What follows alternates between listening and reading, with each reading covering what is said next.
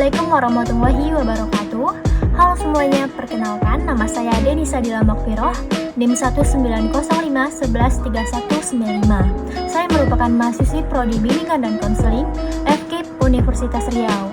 Nah, di sini saya akan memenuhi sebuah tugas. Saya akan menjelaskan mengenai keterampilan bertanya. Keterampilan bertanya ini merupakan suatu hal yang penting dilakukan saat konseling, yang dimana konselor akan menyampaikan pertanyaan-pertanyaan kepada mengelontarkan pertanyaan-pertanyaan kepada klien. Nah, keterampilan bertanya ini ada dua macam. Yang pertama ada pertanyaan terbuka. Bahasa pertanyaan terbuka ini merupakan suatu teknik yang dimana untuk memancing konseli atau klien kita agar mau berbicara, mengungkapkan perasaannya, pengalamannya, atau pemikirannya. Dan pertanyaan-pertanyaan terbuka ini itu pertanyaan yang masih memberikan kesempatan seluas-luasnya, sedalam-dalamnya bagi klien kita untuk memberikan jawaban agar konselor itu tahu dan tanggapannya terhadap konselor.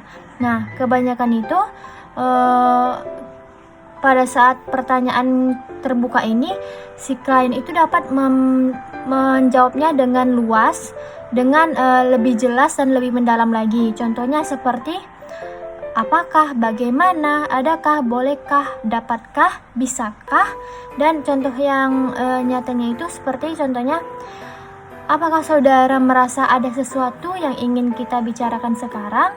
Atau bagaimana sih perasaan Anda pada saat itu? Atau dapatkah Anda mengemukakan hal itu selanjutnya? Yang dimana ini akan memberikan jawaban yang seharusnya memberikan jawaban yang lebih luas dan lebih mendalam si klien itu. Dan yang kedua itu ada bahasa pertanyaan tertutup. Nah, pertanyaan-pertanyaan tertutup ini yang dimana pertanyaan-pertanyaan yang terbentuk di dalam klien, yang dimana klien itu tinggal memilih jawaban-jawaban yang telah disediakan di dalam pertanyaan itu. Jadi jawaban ini jawaban yang terikat dan sangat singkat. Dan pertanyaan pertanyaan keterampilan ini tidak selalunya terbuka. Namun tetapi juga ada pertanyaan tertutup ini, yang dimana bentuk-bentuk pertanyaan ini yang sering dimuat dengan kata-kata apakah, adakah, dan harus dijawab klien dengan ya atau tidak, atau dengan kata-kata lain yang singkat.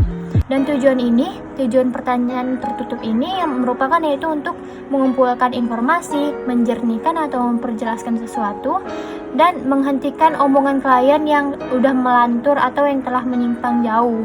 Jadi contohnya seperti konselor itu bertanya kepada klien, apakah Anda bisa berhenti dari bicara melantur seperti ini dan kembali ke persoalan semula? Nah, itu seperti contoh pertanyaan tertutup. Dan juga bisakah Anda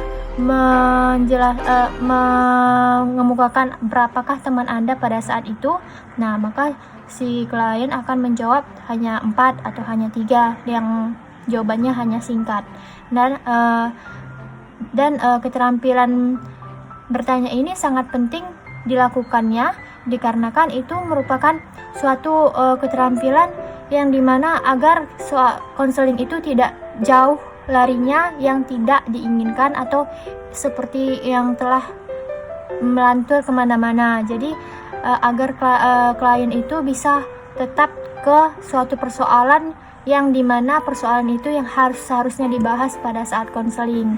Nah, baiklah, itu saja yang bisa saya jelaskan. Lebih dan kurang mohon maaf. Wabillahi taufik wal hidayah. Wassalamualaikum warahmatullahi wabarakatuh. Terima kasih.